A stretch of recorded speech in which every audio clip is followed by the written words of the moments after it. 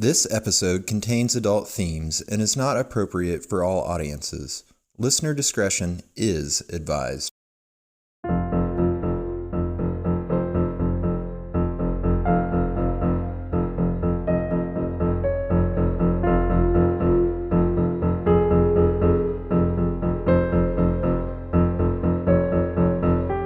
Hello, the world. This is They Will Kill, a true crime podcast. I'm Sadie Eck. And I'm Courtney Eck. And we sure are happy to be here with you guys. This is our 100th episode. Boo, boo, boo, boo, boo. I wish I'd thought to cue it up on the app. That's fucking crazy. Sadie literally just told me as we were starting right before this. This is our 100th episode. Maybe it's 99th. I'm going to check. Yeah, let's double check that. That would be hilarious if it's not. No, it's 100th. Okay. Beep, beep, beep, beep, beep. Hooray! What is happening? How is that possible? We won't rattle on and on and on about this because you're all not here to hear about our accomplishments. But stick around for the end. We're going to announce a giveaway, and it's a good giveaway. And if you want to participate, great. Yep. And thanks for being here for 100 times. Yes. Thank you dearly. And you're all here for the murder. So I'm going to launch right into tonight's. Let's do it. Tonight's case is the abduction, murder, and tragic aftermath of Riley Fox. Big old fat trigger warning, you guys, for child sexual assault and murder. So in 2004, the Fox family was living the American dream in Wilmington, Illinois, which is a small Midwestern town of about 5,000 people outside of Chicago. Melissa and Kevin Fox were high school sweethearts who met after a volleyball game, and he was a basketball player and she was a cheerleader. They had their son Tyler at a young age and got married when he was 3. Their daughter Riley came just 1 year later. In 2004, Kevin Fox had a solid career as a union painter, loved being a father, and felt that that's what he was put on the earth to do. 3-year-old Riley was an exceptionally cute and bright little girl who looked like a cherub, was full of energy, and cheered up everyone who met her. She was spunky, sassy, girly, and had an excellent sense of humor. She was a bit of a tomboy, and she and her father, Kevin, were basically inseparable. On Saturday, June 5th, 2004, Melissa went to nearby Chicago to attend a breast cancer walk with some friends for 2 nights, and it was the first time she was going to be away from her kids for more than a few hours. Kevin and his brother went to a music festival the first night, and Melissa's mother watched the kids while they were out. The two had some beers, then stopped for a burrito, and then headed back home. Kevin's brother said that he was adamant that he needed to pick up the kids from their grandmother's house, even though it was pretty late, around 1 a.m. to be exact, which he did, and then headed home. Because it was so late, and the kids' beds weren't made properly, he put his son Tyler to bed on a large chair with an ottoman, and Riley on the couch. Kevin said he watched a little TV, then went outside on the porch to have a smoke, and didn't notice anyone or anything strange on the street. After he finished his smoke, he also went to bed and went to sleep. At 8 a.m., Tyler entered Kevin's bedroom to wake him, saying Riley was missing from the couch where she'd gone to sleep the night before. Kevin immediately got out of bed to search for Riley, thinking maybe she'd wandered off or was hiding somewhere, but couldn't find her after searching the entire house and property. He asked the neighbors if they'd seen her, but there was no sign of little Riley anywhere. After search...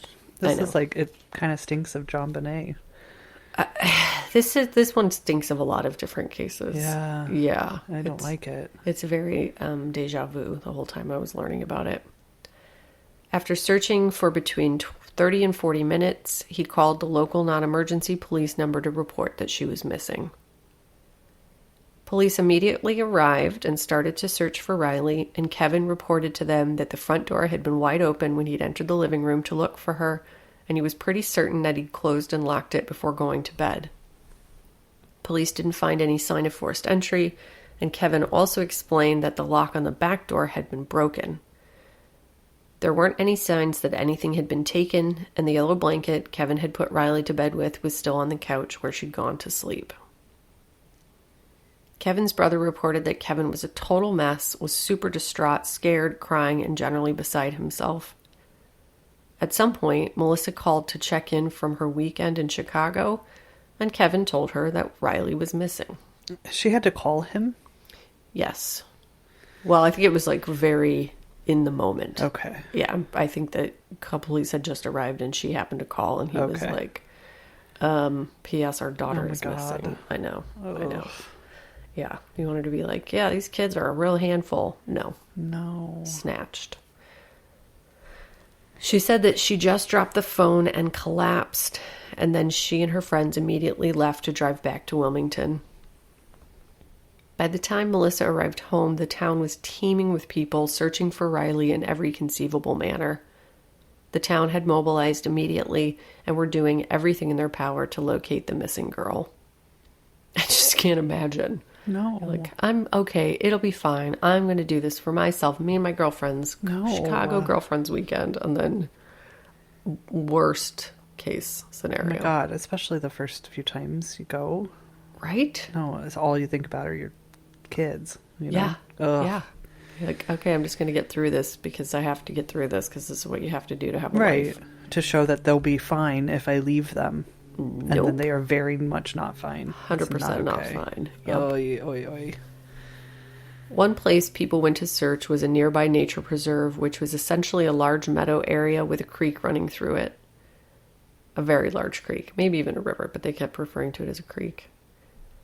A mother and daughter specifically sought out the location, as the mother said she just had a bad feeling about it, and as they were searching near the water, she caught a glimpse of something and screamed. She said it initially looked like a plastic grocery bag that had bubbled up in the water, and when she walked closer, she realized it was a little girl lying face down in the creek. Ugh. No. Immediately after the discovery, Melissa described that there was a lot of commotion, followed by the police putting her and Kevin in separate police cars, and then they brought them down to the station. Once at the station, police began interviewing them both, and Melissa remembers not knowing what was going on and asking for someone to explain to her what was happening. Kevin's family walked into the room at one point, and they were all crying, and it was at that point that Kevin's father informed them that Riley had been found dead. Oh. Kevin's brother recalled catching him as he started to fall because his knees gave out, and the whole room sobbed under the gravity of what was happening to the family.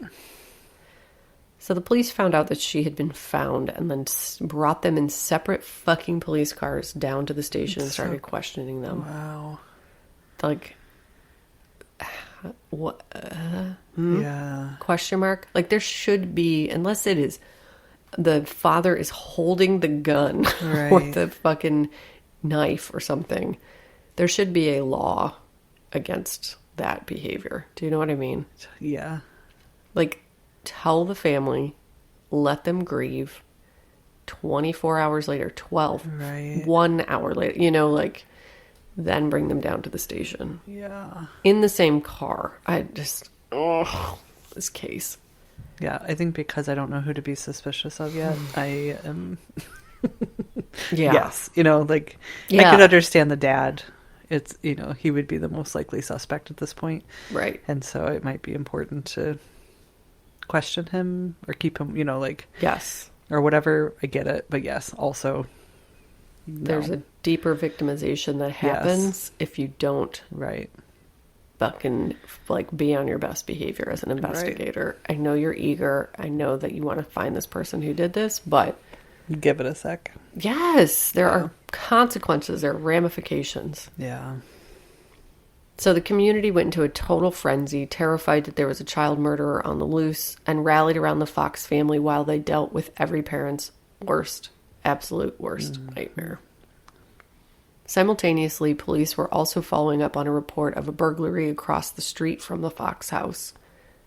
Their neighbor reported that her screen had been cut and door unlocked, but initially she said that nothing seemed to have been taken, and that's all a very strange coincidence. Neighbors also made reports of a suspicious vehicle in the area the night Riley was kidnapped, and said that it had been a red Chevy Beretta. Police later reported to the public that the reports of the red Beretta weren't credible, and so there were no leads on the vehicle that had been used to abduct Riley. Otherwise, police didn't report much at all about the case and set their sights on searching the area around the creek where Riley had been found. Investigators said whoever hid her body was most likely from the area because otherwise they wouldn't have known to go there as it was so remote and hidden. There was a log jam upstream from where the body had been found that had collected anything that had tried to float downstream, and in that area, investigators found a man's shoe. Oh, no. A little further down the creek, they found a matching shoe that had been caught by a tree by a shoelace. They collected the shoes into evidence, and that was it. Police never looked at the shoes further, and if they had, they would have seen the letters EBY written on the back of the tongue of the shoes. They never looked at them again. Nope. Put them in a bag, brought them to the station. We're in there Illinois? They sat. Yes, we're right outside of Chicago. They're very busy people. It's a town of 5,000 people. They have cows getting loose. They have, people rolling through stop signs all the time, day and night. So, yeah, you get a couple of matching set of men's shoes with the letters written inside of them, and you just put them in a bag and leave them at the station. So crazy. When Riley's body was found, she had duct tape across her mouth. There was duct tape residue on her wrists, and she was only wearing a shirt. Her autopsy revealed that she had been alive when she entered the creek, that she had received, quote, non-lethal head injuries, and that she had been sexually assaulted. I know. Authorities searched her body for DNA and other evidence that could help them find the killer, and in the end, they sent around 20 items to the FBI for further testing. Unfortunately, there was an enormous backlog of items that needed testing at Quantico, and so the results would take a very long time. This is the early 2000s? Yep, 2004.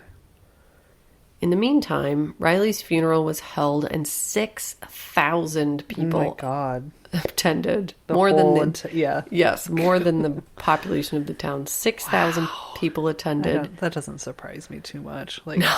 You don't kill a baby and... Nope. So everyone wore pink, which was her favorite color, to honor her. Police officers also attended with video cameras to surveil the crowd and see if they could spot the killer in the midst of the masses, and 2 specifically set their sights on Kevin Fox. Within an hour of the end of the funeral, police showed up at the home of one of Melissa's friends to ask her if she had any reason to believe that Kevin could have been the one to kill Riley. She said that she didn't even let them finish asking the question before answering no. 16 days after the abduction and murder, police asked if they could, quote, jog the memory of Tyler Fox. Oh, no. Who was Riley's older brother, and clearly an important witness as he was the one in the room with her when she was taken. He's also little. Yeah, he's 4. He's 4 or 5.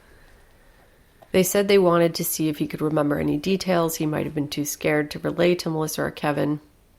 They agreed, and he was brought in and interviewed alone. Oh, no. By the child advocacy forensic interviewer. And according to a former federal prosecutor who has interviewed hundreds of children for cases, the interview was a disaster from the first minute. God. The interviewer spoke to Tyler from the other side of a desk, so he had a small desk in between them rather than, sitting next to him. Right. And didn't provide any crayons or any other tools that could help him warm up or feel more comfortable. The interviewer asked Tyler over and over and over again to the point that he was openly upset and sobbing if his father had anything to do with Riley's disappearance. At one point, he pulled the hood of his sweatshirt over his face and curled up in his chair. The interviewer asked him things like, quote, "Did you see your dad carry Riley outside?" And Tyler answered no. To which the interviewer replied, quote, "It's okay if you did." And then repeated, quote, "Did you see your dad take her outside for just a little bit?" And Tyler again answered no. Tyler answered that his father hadn't been involved in Riley's disappearance 168 times throughout the interview. No. 168 times he had to say no. He repeated again and again that he had been asleep when she was taken and woke up to find her gone, but they persisted with their questioning regardless. Oh my God. At the end of the interview, only when Tyler was hysterically crying and asking for his mom and dad did the interviewer stop questioning him. Oh my God. Yes. It was like an hour interview, over an hour. Oh. They just berated him, and he's visibly upset to the point of hysterics. Oh my God. Yeah. I can't. I mean, I'm astounded that he was able to stick to his story. Yeah, right? Under that sort of pressure. Yes. Holy shit. Yes. Yes. Oh. I know. Like, did they put all of these dickheads in prison for this child abuse? Like, that is so Well, and awful. it gives you such a picture of how this case was handled. Oh, God.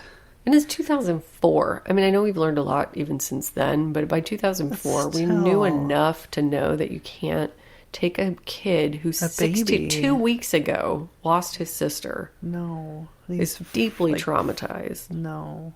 is guilty, was in the room, Yes. you know, and then Discovered her missing. No. just push him 168 times Oh my to God. say that his father had something to do with it.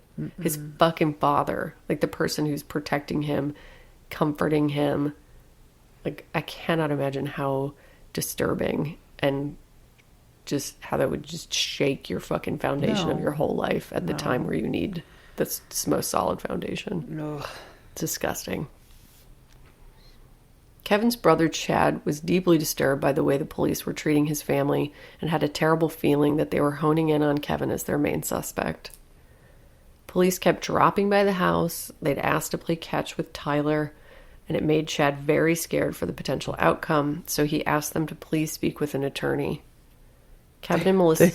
They hadn't done that yet. No, they didn't have an attorney, Oh, little and they guys, refused. Come on. Yes, they just wanted to be refused. helpful. Yes, and they were adamant that they had nothing to hide and no reason to seek counsel, but they were horribly wrong. No. On October 26, 2004, 4.5 months after Riley disappeared, the family was eating their dinner when the police called and told Melissa that she and Kevin needed to come down to the station immediately as they had something important to tell them. The Foxes rushed down to the station, excited to finally have a break in the case, and hopeful that police had found the person guilty of their daughter's horrible murder. Kevin had been up since 4:30 that morning, so was ready to go to bed after dinner, but of course a break in the case took precedence over an early bedtime. Once they were at the station, police immediately separated them and brought Kevin into a tiny windowless room where they stuck him in the corner and began questioning him. The room was outfitted with cameras to record the interview, but they did not turn them on for some reason. Oh, that's surprising. Kevin reported that they sat him down, asked him to recall what happened the night Riley went missing, and then turned on him out of nowhere and said that they had reason to believe that he had killed Riley. Kevin said he freaked out, jumped up, and started shouting at officers that they knew he had nothing to do with his daughter's murder and got in their face while doing it. He said officers proceeded to berate him, swear at him, threaten him, and wear him down over the next several hours. They told him that they knew guys in prison who would rape him every day and showed him a photo of his daughter dead, bound, and in the creek with mud on her little face, Oh my God. which the Will County Police deny. Yeah. Do you never fucking cross that line, guys? I don't even care if the guy fucking did it. That is a line that you do not cross. You do not force that onto a fucking parent. No. They eventually offered him a polygraph test, and he agreed to take it, but unfortunately, he failed, or at least police told him he did. Somebody was like, this is a common tactic. They, like, get you to the point in the interview, tell you to take a polygraph, and then claim that you failed it Right. to try to get you to fess up. Or like get you so upset that there's no way to pass it. Right. Yeah. I mean, there's that too. You're just like, been interviewed for, many, many hours. I've been awake for pushing 24 hours at this point. I would fail it if you just didn't give me a snack for 20 minutes. You know I would what fail it like right now. Yeah, Calm immediately. in my Right. house. Right. Yeah, 100%. Too nervous. Yeah. They then brought Melissa in and informed her that Kevin failed a polygraph, and she stood by her husband, saying she didn't believe them and that it was okay. She knew he didn't kill their daughter. After that, according to a later lawsuit that was filed, one of the detectives blew up, got right in Melissa's face, and said, quote, "Your fucking husband killed your fucking daughter, and he's a liar." Oh my God. Of course, the Will County Police Department claimed that Kevin's account of the interview is exaggerated, and they didn't try to intimidate or coerce him in any way. Oh, yeah. Likely story. Yeah, I believe you guys. You guys are doing a really good job. Yep. After hours and hours of interrogation, 14 hours to be God. exact, police said that if he admitted to her death being an accident, things would be easier on him, and so No, he confessed. he didn't. Oh, Yes. no. Check this out, though. According to his confession, Kevin had gotten up in the middle of the night, didn't realize Riley was behind the bathroom door, so accidentally struck her in the head with the door and knocked her out. He then panicked because she was knocked out, and he did it. Staged it to look like someone had abducted her, sexually assaulted her.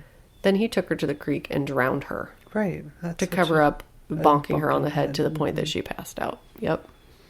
Case closed. Throw the book at him. God. He said that he thought the confession was so bizarre and hard to believe that no one could have possibly have run with it. Oh, my God. But they fucking did. Of course they did. Kevin said he felt like he was trapped in a burning room and he took the only way out that he could see. Oh, Unfortunately, that way out would have devastating consequences. I hate this story. You know how much a fucking false imprisonment is my number one thing. I mean, if it's like having children and them getting abducted and murdered, that would be my number one fear, but I don't have children, so avoiding that one. Second after that, false imprisonment. False imprisonment for the abduction and murder of your child. Forget about it. Fucking forget about it. No. You won't be surprised to hear that the chief prosecutor, Jeff Tomczak, was under enormous pressure for a break in the case, and he was also facing re-election in 1 week.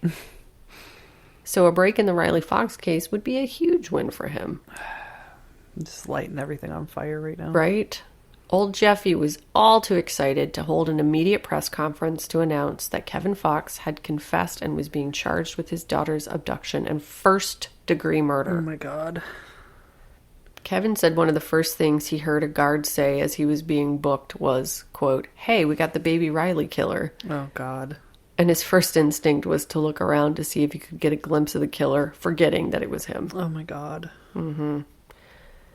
Prosecution planned to seek the death penalty, and the judge set bond at $25 million. Holy shit. Luckily, Kevin's brother Chad sprang into action and sought out the best defense attorney he could find in the area. Do you want to guess who it was? A badass defense attorney based out of Chicagoland area? I don't know. I'm drawing Kathleen Zelder, motherfuckers! Woo! Oh, Katie Z, coming to the rescue. I guess I didn't know she was out of Chicago. Yes. For those of you who don't know, Kathleen Zellner is the superstar defense attorney most known for making a murderer. Melissa continued to stand by Kevin and was 100% sure that he had nothing to do with their daughter's murder. Meanwhile, Kevin had to endure prison with the worst possible charges a person can spend time in prison for, and wasn't sure he'd survive his time inside, considering the constant threats he was receiving and the constant grieving he was experiencing. I cannot imagine. No. You are grieving by your fucking self in prison with everybody in prison around you wanting to fucking kill you. Yeah. There are like 5 other things that are worse than that, but that is the worst thing a person would have to go through. And of course, members of the community turned against Melissa and Kevin, which victimized them further. God. I just can't even. No! Like actual fucking living, breathing nightmare. The worst possible nightmare. Zellner started by studying the aspects of the crime that Kevin confessed to see if they lined up with the evidence. Kevin said that he'd left Riley's body near a bridge, but Zellner's team determined that would have been impossible because the current wasn't strong enough to carry her body downstream to where it was found. Boom. Number 1. Right, done. Case closed. They then studied the bathroom door that Kevin claimed he'd accidentally knocked Riley out with and found that it was a hollow core door and so couldn't have possibly caused any serious damage even to a 3-year-old. No. And it's one of those, it's not even the wooden ones, it's like the, what, I don't even know what it is, that fiberglass or something. Like, you could put your 3-year-old through it and they would giggle, you know? Well, and 3-year-olds are so resilient. Totally. Like, They're made I have of a fucking 3-year-old rubber. in my house right now, and the things that happens to him, and he's just like, no, I'm fine, Mom, and runs away. Like, I would be dead if I had just done that to myself. Anvil from a building. Boing, it bounces. They're fine. Yes. Despite these pieces not lining up, Zellner knew she'd needed DNA evidence to keep Kevin from being convicted, considering the prosecution had his confession to back up their case, which is a seriously damning piece of evidence, even if it has been recanted. Especially when you're dealing with a fucking baby daughter girl. You know? Well, I think people just always go back on the, why would you confess to something that you didn't do? That's exactly right. Yes. Very luckily, there had been saliva samples collected in the rape kit investigators had done, but unfortunately, it would require very sophisticated testing to get any information that could help their case. It was a type of DNA that couldn't be used to identify the perpetrator, but it could be used to eliminate someone who hadn't done it. Yeah, let's do that. Yes. So Zellner also focused on the false confession and the tactics police used to coerce the confession from him. Aside from all of the threatening and inappropriate way they showed him a photo of his dead daughter, at one point, one of the investigators rushed in and claimed he'd spoken to a prosecutor who said Kevin would just get involuntary manslaughter if he confessed, which is what convinced him to confess. Oh, God. Yeah, I can't make those promises. No. No. Some of the interrogators present have confirmed that they did discuss involuntary manslaughter with him during his interview, but that they made him no promises. At the time of his confession, he had been awake for over 24 hours and was worn down to the brink, and so told them what they wanted to hear to make it stop. Yep. Under normal legal circumstances, a good prosecutor would not charge someone with murder based on a confession alone, as additional evidence is needed to corroborate the confession. Well, right. It's like the guy that kept going into the police station and confessing. Exactly. Yeah. Exactly. And they still wouldn't arrest him because it didn't have anything else. Precisely. You take the confession, you say, don't go anywhere. Mm-hmm. You gather the evidence, make sure it sticks, or apply it to the evidence you already have. They did not do any of that. Because they're very good at their jobs. Covered people already. Rolling through. They don't even stop, Sadie. They just go right up and they just hesitate at the stop sign and then just keep rolling. Do you know how dangerous that is? I know. Kills people all the time. Oh, my God. It slows people down from commerce happening. Anyway. So while Zellner was assembling the evidence for the defense, they got a huge break as old Jeff Tomczak, the prosecutor who charged Kevin, was defeated. Yes. The new prosecutor recalled the DNA evidence that had been sent to the FBI, and he sent it to a private lab for review to speed up the process. Fuck yeah, he did. If that's not the luckiest fucking break that a defense attorney has ever gotten. Yeah. That's so awesome. So fucking awesome, because the new prosecutor's like, oh, not only did I just beat you, I'm going to destroy your legacy. Seriously. 8 months after Kevin was charged for the murder of his 3-year-old daughter, 8 months, God, the DNA came back and conclusively ruled him out as a suspect for the crime. Oh, just got chills. They couldn't tell who did it, but they had determined that Kevin had not been the one to commit the murder, but had spent 8 months in jail and away from his grieving family anyway. Just so Jeff fucking fuck you Tomczak could try to win a seat as the prosecutor one more time. That's like not the I'm there. I'm right there with you. Prosecutors dropped all the charges and Kevin was released the next day. Thank God. Zellner said, quote, "Do the test before you make the arrest." Yo. Motherfuckers. She didn't say the mofos, but Did she should say have. boom? Boom. She dropped the mic. She chopped her crotch. Jesus Christ. Yeah. Even after the DNA cleared Kevin, people continued to harass and threaten him, calling him a child molester and threatening to shoot his dog. Oh my God. Yeah, of course they do. Once the fucking train is out of the station, there's no rolling it back. No. It's like you have ruined his life, period. There's nothing, there's no coming back from that unless he wants to move away and hope that the media hasn't spread it throughout the fucking country. But you're fucked. That's it. So, Zellner represented the Fox family in a civil lawsuit for wrongful arrest, and of course police claimed they didn't do anything to coerce the confession. Of course not. Zellner pointed out the myriad ways they didn't do a thorough investigation before arresting Kevin, including ignoring the fact that the across-the-street neighbor had also been broken into that night. One of the main reasons they had focused on Kevin as their main suspect was that there had been no sign of forced entry, but the Foxes had told the police that the back door lock was broken, and so someone could have easily entered, no problem. Right. Like it literally just walked through the door. Right. Police also became obsessed with a piece of grainy surveillance footage that they retrieved from a gas station that showed what they were convinced was Kevin's Ford Escape. Zellner said that not only did the vehicle not resemble Kevin's, but there was no clear image of the license plate or the face of the driver, so it would never have held up in court, and was a weak lead to begin with. Yeah. My 3-year-old drew this picture and... I just, God. like... Oh, there's a mid-sized vehicle that drove by. Sam, book him. Like, no, guys. No. God. They also discounted the reports that a suspicious red Beretta had been seen in the neighborhood the night Riley went missing. At the civil trial, it was also revealed that someone from the Will County Sheriff's Department had actually called Quantico and put a hold on the testing of the DNA. That went untested for 8 fucking months. No, they didn't. Yes.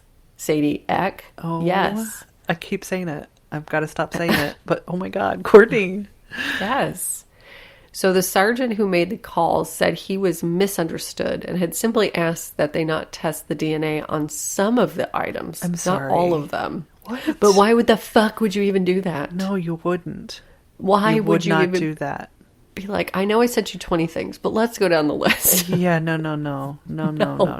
You test all the DNA. Yes. You test all of it. Yes. There's no reason to just test some of it. There's no reason. Wow. So, yes. They were stalling. They were God. fucking stalling.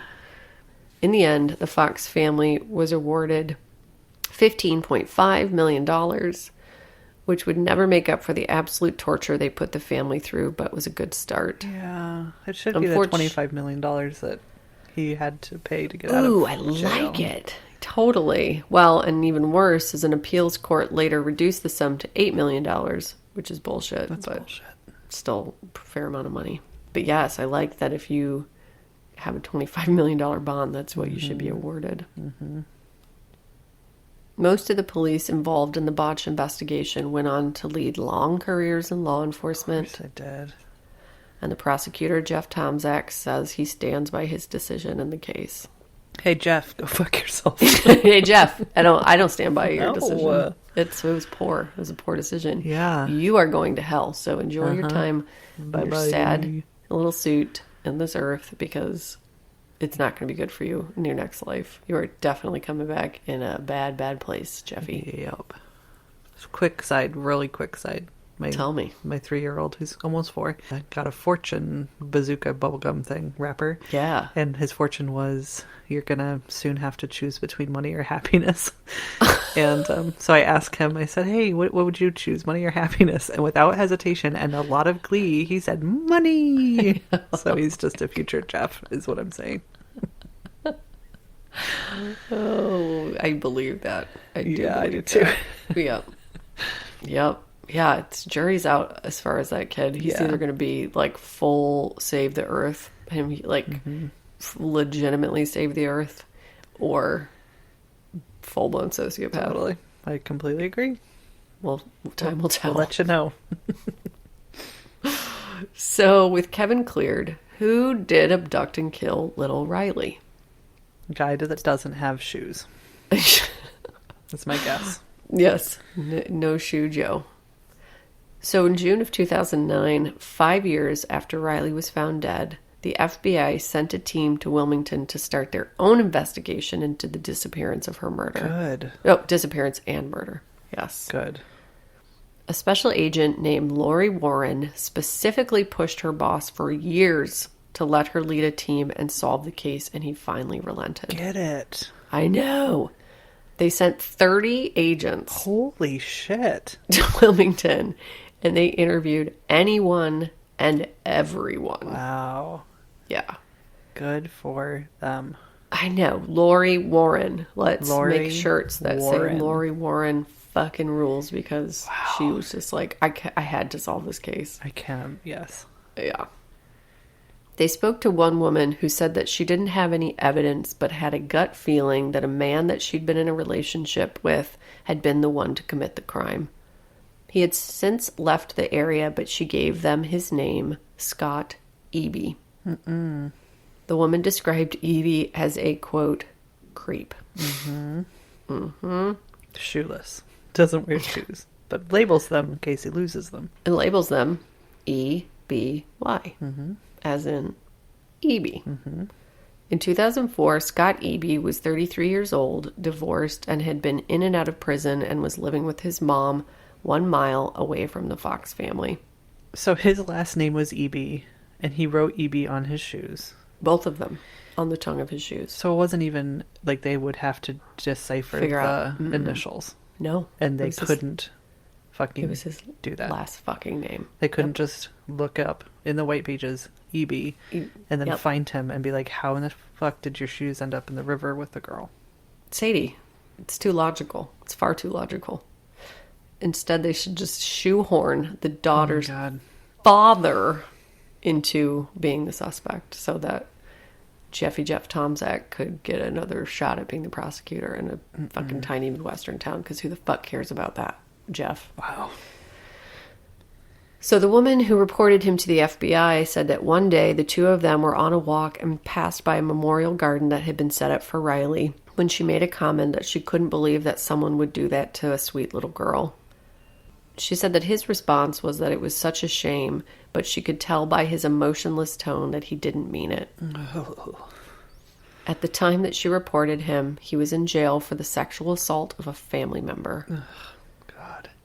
The FBI traveled 5 hours to where he was incarcerated, fully intending to simply check him off the list, and showed up to interview him without notice. They said he was, quote, respectful and responsive and didn't seem nervous as he answered their questions. He said he'd heard about the case but didn't have any info to share about who could have done it and couldn't remember where he was that day, which is typical as it had been 5 years since the crime. Special Agent Lori Warren shook his hand before they left, and when they got to the parking lot, she told her partner that it was the, quote, clammiest hand she had ever shaken. I know. I love the FBI agent be like, a clue. Yeah. You know? She can use the clamminess from his hand to transfer DNA to Quick, catch him. swab it. Yes. After the agents left, Eby called his mother on a recorded line and asked her to come visit him immediately because he had something he needed to tell her. On the recording, you can hear him sobbing, saying he has an emergency and he's going to spend the rest of his life in prison. Uh-oh. When she asked if he killed someone, he said he wants to see her so he can give her a hug and a kiss one last time. Oh, God. Gross. She asked if it was something, quote, really, really, really bad, and he confirmed that it was. The FBI then went to interview Eby's mother, who reported that she'd driven to see him, and the first thing he asked her was if she remembered the little Riley girl. No. Eby also tried to commit suicide in jail and left a suicide note for the FBI outlining his confession to the murder of Riley Fox, which eventually led to what was supposed to be a taped confession.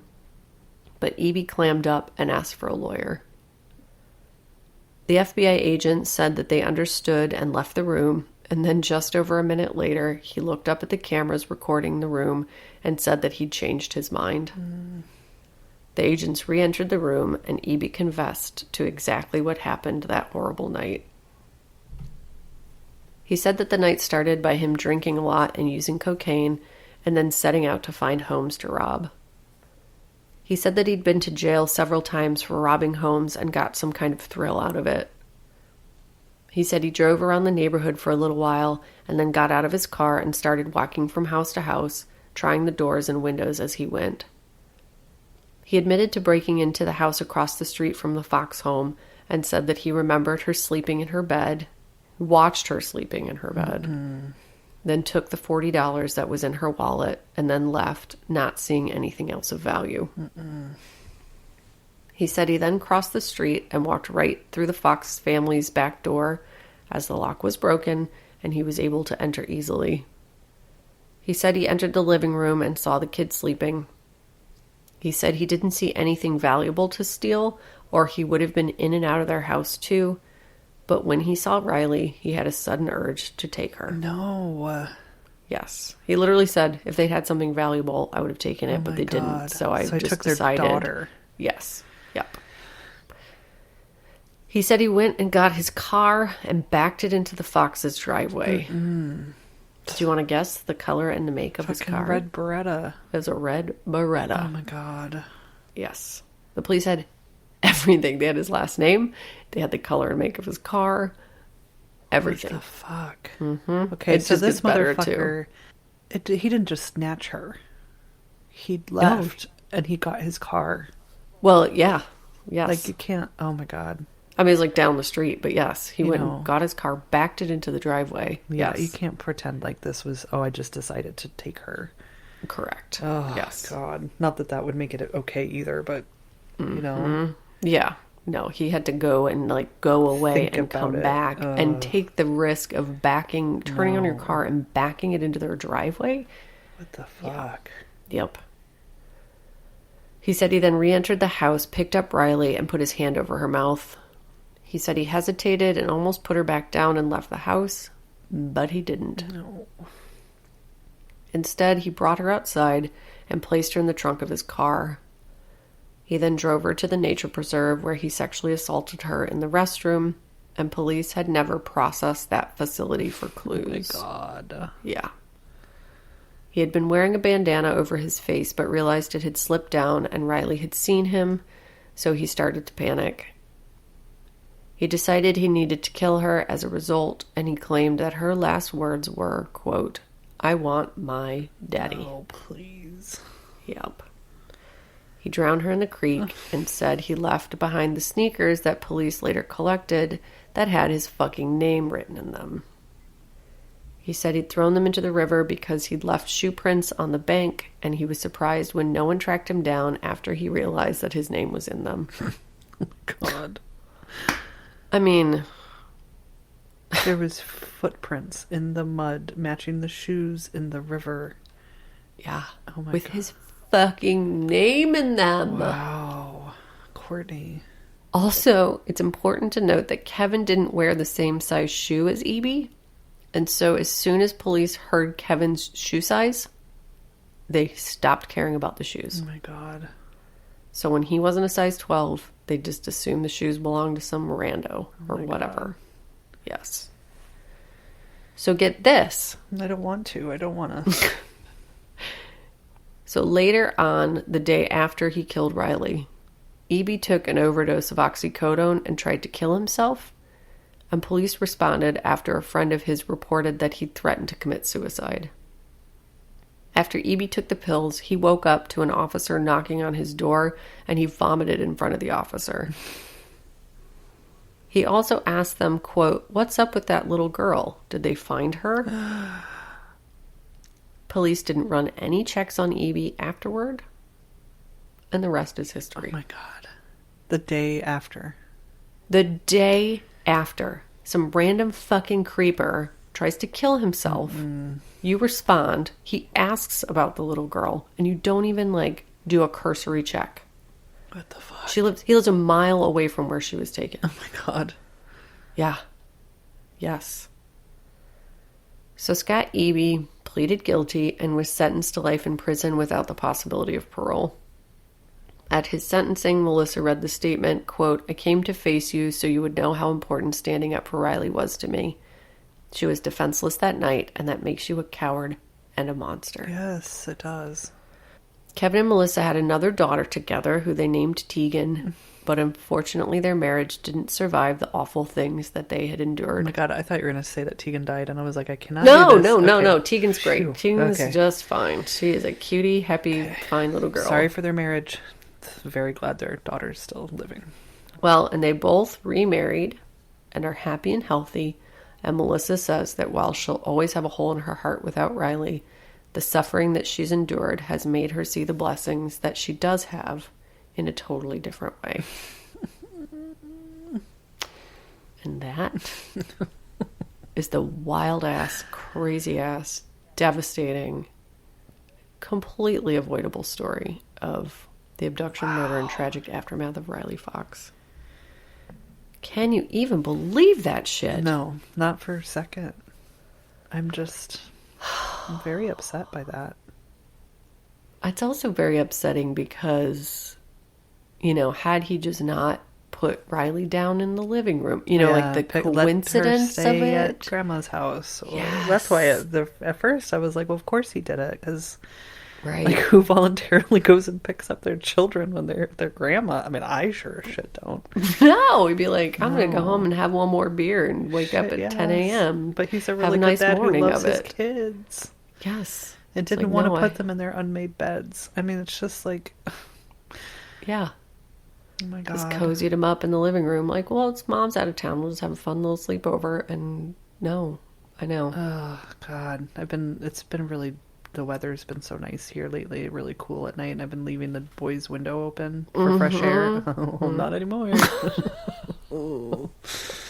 They wake up in half an hour to you just like boarding up the windows. Seriously. Oh, I know. God. I know.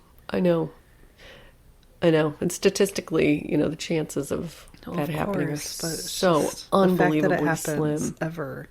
Ever. That people just get to walk into strangers' houses and steal their children, and I just can't. You Yep. know?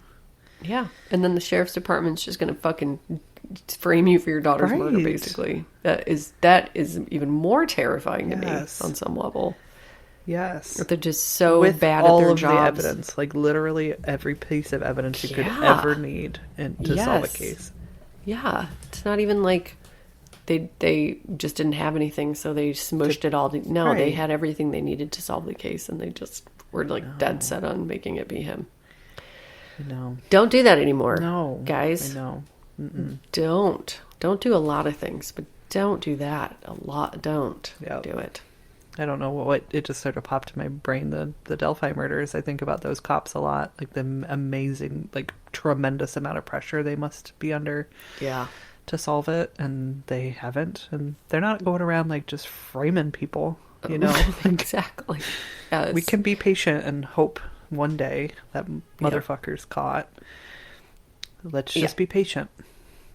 And if your job is more important to you than many, many, many people's lives, you are a very bad person. And you Yes. definitely need to find a new job. You're definitely picking money over happiness. And like power and stuff. Yeah, I know. Like how much, but yeah, like how much does a prosecutor make? Not 150, Yeah. But still, yes, Yes. you are the worst kind of person. Literally the worst kind of person. I hope you can't sleep at night, and I hope that lots of really uncomfortable things happen to you all the time because your karma is garbage. Yep. Yep. I hope somebody frames you for murder. That would be I'm going to search out that case where a prosecutor frames someone for murder and in return gets framed for murder. That's the Does that vigilante. exist? That's what I'm going to start doing. Planting evidence. In like in the investigators and the prosecutors' homes. Yes. Marty Tankliff, Yep. I've got your back. Yeah, I got I you am going to coming. seek them out one at a time. Oh, Jeffy, you better sleep with one eye open. Jeff. I'm And then it just coming. happened to have a bloody glove. It's finding its way into your sock drawer or That's whatever. right. I've got these Yeah. shoes with your name on it. God, now I don't watch that movie. I want someone to make a movie with somebody who does that, because that sounds very satisfying to me. Yes. Well, man, I feel like that was a very appropriate case for our 100th episode. Thank you. Good work. Boop, boop, boop, Crazy, boop. sad, terrible. I have no idea how I found that case, and I was very surprised that I hadn't heard about it sooner. As we are, like how Constantly. It's got all the things. Yeah, it really does. It really has all the things, including Kathleen Zellner. That lady. That wily little wonder. I love her. I love her confidence. I love her smirk face. I do too. Oh. I love her DNA prowess. Well, and I think she's all of had it. a very high turnover rate, meaning turning over false convictions. Success, right? yes, yeah, a lot. Most of the people she works with, she gets them Wins. out. Yeah. Yeah. Well, and it's with the Making a Murderer case, it's just the government. They are not going to ever let those boys out, Yeah. ever. It's just not going to happen. Nope. It's political. And that's why it's makes my stomach hurt so much that if Jeffy Jeff hadn't been overturned, Kevin would still be in prison. There's just no fucking two ways about it, It was just because they got a new prosecutor who was out for blood that Yep. he had a chance. If it had gone in the other way, he would be sitting in prison like Stephen and Brendan Dassey. Yep. Have you listened to? Well, shit, I can't think of the name of it. The Curtis Flowers. Have you? No, because I don't have the. Please. I know, but it's oh my god! It stresses me out so But much. now you to know think he's going to about. get out, and then he's going to get No, But oh my god, it's still- really the craziest shit. Speaking of prosecutors who are just garbage Right. humans, Right. it does not get worse than that guy who kept Yep. retrying Curtis Flowers. Into the Dark? No, In the Dark. Yeah. Go listen right now. Turn our podcast off and go listen to Yeah. theirs. I know. I just never have the right mindset to endure that. Yeah, no, on I behalf of him. I didn't realize what I was getting To myself endure into hearing when I about listened to. Oh man, that's so good. Anyway, Yeah. well, Do you know what's not hard to endure? names. Yeah, names. You want some right now? Shit, yeah, I do. A little palate cleanser for that fucking awfulness that happens to people. How about Sandy Beach? How about it? Love it. How about Molly Dingledine? Oh, come on. Come on. And what can I please come back as a Molly Dingledine? Yes. God, that's such a fun name to say. How about Dr. Dick Clapp? Oh no. Oh no. I think he might have been an epidemiologist too. I hope so. I think I accidentally erased that in my very formal notes. Somebody sent us, fun fact, Boring, Oregon is the sister city of the village Dole, Scotland, and more recently, Bland, Australia. Oh my god. That makes me very happy that somebody arranged for that to happen. Me too. How about the name Brighton Early? Oh no, I like that too. I have a friend named Brian Early, and That's what I was thinking. he's probably too old to have kids, but maybe his kids' kids. Maybe he does seem like somebody that would encourage his children to name their kids Brighton Early.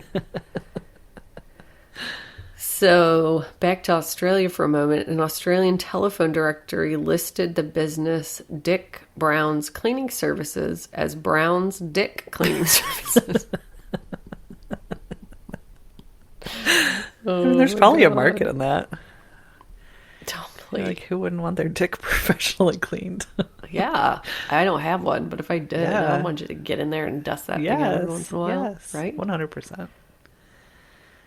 Jade Stanger. Oh no, I think it's Jade Stanger Millicent. Whoa. Jade Stanger Millicent. I know. Leonard Blowers. Wiley Utterback. Yes. And Oral Washington. God. This world is a God. beautiful place. It really is. It really is. Last one. So there's a historic house turned into a museum in our listener's hometown in Wisconsin called, Schlegelmilch McDonald House? McDaniel House. Schlegelmilch McDaniel House. And their friend of a friend is Kelly Shelley Schlegelmilch.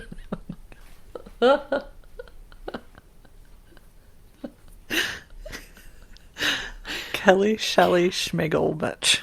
Kelly Shelley Schlegelmilch. Schlegelmilch. Schlegelmilch. Yes, Kelly Shelley Schlegelmilch.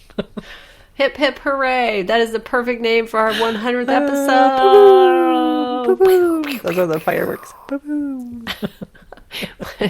I managed to get to Cuba before it got shut again, and we went to this beach in Trinidad, and there was this group of Canadians that had been going to this resort in Trinidad for like 30 years, every year for 30 years. And so they were throwing this like private party for them on this public beach. And it was like 7 Canadians and broad daylight. This loudest loudspeaker you've ever heard in your life. And they just kept going, Canada! Pew, pew, pew, pew, pew! Like every 30 minutes. Oh my God. Shout out to Canada! That's amazing. Canada! And we're all trying to relax on the beach and pew, pew, pew, pew! Anyway. That's what we do here. Yep. Just trying to listen to your murder stories, and I'm over here fireworking. Speaking of 100th episodes, Yeah. we're going to do a giveaway. Yeah, we are. I think we'll do a stuff. Sadie and I were talking about it. I think we'll do a little bit of stuff. Yep. Because you guys seem to like Things. goodies, some merchy things. Yes. Maybe some, like, maybe I can get Laura to donate some more art or something like that. So something cute, but then also similar to what we did. It was at I Christmas think it was time, Christmas. right? Yep. Yep. We want you to help us pick 4 people who need help and give each of them $100 Yeah. for our 100th episode. Yeah. It can be yourself. Do you need help? Yep. It can be your other people that you know. Friend. Your Yeah. Your neighbor, your coworker. Yeah. If you know somebody who could really use $100 right now, that would be a very, very fucking helpful thing for them, let us know. We want to do that. And we will pick 4 people to give them $100, which is like the hardest thing to do, but I don't know. I know that there have been huge stretches of my life where $100 would have been like a fucking life-changing amount of money. Right now, you know? in this minute. Give me $100. Do you need it? No, I don't. Do you want me to give it to you? I can take it if I need it. So yeah, we'll post it on social media, but feel free to email us or DM us or whatever and tell us who you think needs the money and a little bit about why. You don't have to get into, embarrassing or too personal of detail, but It does help to know so Narrow we can it down. make the best decision. Yeah. Last time it worked out really, really well and really made a huge difference in people's lives. So thank you guys for supporting us as Patreons. Yeah. Because that's where this money is coming from. Yeah. Yes, it is. And we had a bunch come in last minute. Yeah, lay End of them the month. on me. Real quick, if you are a patron and you haven't been getting our episodes anymore, but you should be, just go check. Go double check your payment and stuff. We had some little funny business happening with some of our listeners through Patreon. So if it just doesn't seem right, whatever, reach out. We can look into it. I want to make sure that people are getting what they're paying for. Totally. And there was like a tax change that they instituted, and so that threw things off for a little bit or something. So just go double check. Make sure. We haven't. We are still posting regular weekly episodes. Yeah, every week. We have not missed a week. Right. So if you're missing episodes, it's not because we have stopped putting them out there. No, you get what you pay for, which is our dumb voices in your heads. Some days dumber than others. Okay, so thank you so much to Emily M. Emily M? I mean, what do you even... What do you even do with that? Other than, the fact that she's a famous rapper. Other than being Emily M. Move this and gonna never let it go. Don't miss your chance to blow. She didn't miss it. She's Emily M. She did not miss her chance to blow. It didn't. No, she blows constantly. Constant. I'm doing full names on this one. Okay, Thank great. you so, not on all of them, just on this one person. Thank you so much to Jennifer Lawrence. You know, J-Law, I know you're busy, woman. I know that you're busy being starting out as an independent film star and rising to A-list celebrity status. That's right.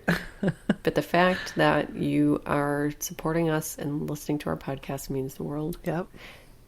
She is from Louisville, Kentucky. What if we know her from somebody and it is actually Jennifer Lawrence? Amazing. That'd be pretty fucking cool. But even if it's not the America's Sweetheart Jennifer Lawrence, it is America's Sweetheart Jennifer Lawrence. They just don't know it yet. So get out there, other Jennifer Lawrence also, and fuck it up and Live your rise dreams. from independent movie star to A-list celebrity in whatever that means to you, Yes. whatever capacity, because you are doing it. Yes. Thank you so much to Thick Sparky. You guys are killing me this week. Emily M. and Thick Sparky are sitting in a tree, not kissing unless it's consensual, but plotting, planning, negotiating, strategizing. And what are they doing those things for? I don't know. But Cool stuff. Look out, world. Emily M. and Thick Sparky are coming for you in a good way. Yes. You know who else is coming to us? Who? Our first Belgium patron. What? Mm-hmm. How is that possible? I have no idea, but thank you so much to Justine V. Justine, very, very, very pretty person. She's over there with her waffles and her chocolates and her advanced buildings and architecture and beauty and her own beauty and everything around her is beautiful. And thank you. So happy Justine, to have you. very, very, very, very. That's all. Thank you so much to Lisa T. Lisa, tomorrow, come over. Today. Don't wait till it is time. Time for what? Lisa asks, and I say, it's time to be the greatest bitch of all time, of every day. You are that one bitch. I was going to say. In a good way. Really, really gay. If you want to be. Yes. We support that. 100%. As in happy gays and queer AF, whatever that means for you. Yes, be it. Thank you so much to Nikki K. Nikki, crispy. As I in, almost just said crispy doesn't start with a K, and that's still true. you're so right. It doesn't start with a K. But she is crispy. Her dressing is crispy. Her voice, her pronunciation and enunciation, her wit, it's all crispy. Crispy. With a K. It's all crispy with a K. It's also it could be cupcake with a K. Always cupcake with a K. Last but not least, thank you so much to Laura C. Laura sees the horizon and it's bright and dead every day, every day. You're on fire tonight, Court. I don't know. I took a 15-minute bar class right before we started this, and I think my blood sugar is crashing. You have a brain aneurysm happening. Yes. Makes you like extra hilarious. Side effect of bar class. Oh shit! Well, that's it, you guys. That's a lot. That is a lot. Yep, I think that's 100th enough. episode. Oh man, that is so No, weird. I really thought that we'd be like 3 and done. Oh, yeah. Yeah. Yes. Yeah. Yeah, it's not too late for this to crash and burn, but the No. fact that it has taken us to 100 episodes. I remember one of us sharing like Morbid with each other way back in the day, and one of us being like, I think you were like, holy shit, they have like 100 episodes. How do they have the time? Yeah, right? Well, you just do somehow. Well, those girls Here you really are. pump out the jams. Like, Yeah, they really do. I don't know They're how very they do that, prolific. but yeah. I don't either. I mean, I feel like we are very prolific also, but I couldn't do any more than what we do. This is, like it's not easy. It takes a lot of time. Yeah. Not without Yeah. a staff. And Alana's over there fucking having twins and Being a medical examiner or whatever. writing, editing. Yeah. Fucking hats off to you, madam. Yes. Oh shit, my battery's dying. Okay. Okay, well, go to Instagram, Facebook, Twitter, at They Will Kill. You can go to our website, theywillkill.com. You can email us, theywillkillpodcast@gmail.com. Rate, review, subscribe, please. Rate, revive, subscribe us. Yes, do that too. We've been getting some good reviews lately. Lots of people finding us for the first time. Welcome. Ooh, We are so welcome. happy you're here.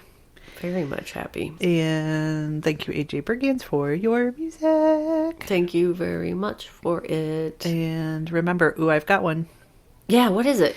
If you decide to take brain meds for anxiety, depression, whatever you need them for, Yeah. you are not cheating.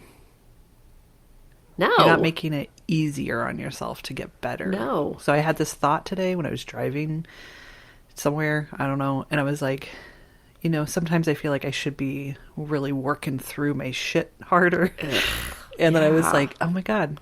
Thinking back, or the opposite, why didn't I take the medicine sooner? Because my life is so much easier with it. I just was having some mixed emotions. And then I was thinking like all of the things that therapy has taught me. And then I was imagining like, if I hadn't gone through therapy and I just took the meds, how gross my life would still feel in different ways. Like my anxiety might be better, but my boundaries and all of my self-esteem and like all these really important things that I've learned through therapy wouldn't exist. So it's not cheating. It's like they're all tools in your toolbox. And if you're having doubts about whether or not you should try it and you feel like you need it, it doesn't hurt to try. Whatever that is. Fuck Therapy, pills, Yes. whatever. You just take care of your mental health, please. Taking care of yourself, buying yourself things that help you take care of yourself. All of it. 100%. You deserve it. Because you know what? Capitalism tells you that everything has to be a fucking struggle, and I'm not into capitalism, but I'm anti-unchecked capitalism, and it's not good to think that you have to work constantly, everything has to be so fucking hard, and everything has to be a grind. No, it doesn't. Nope. It just does not. Yep. It shouldn't be that fucking hard, Nope. and if it is, you can tell it to go fuck itself. Yes, you can. We love you guys. We love you very much, and we're so happy you're here, and So thank you for much. getting us to 100 episodes, and we'll see you on 101 I and cannot beyond. wait. Good. We love you. Goodbye. Goodbye. Okay.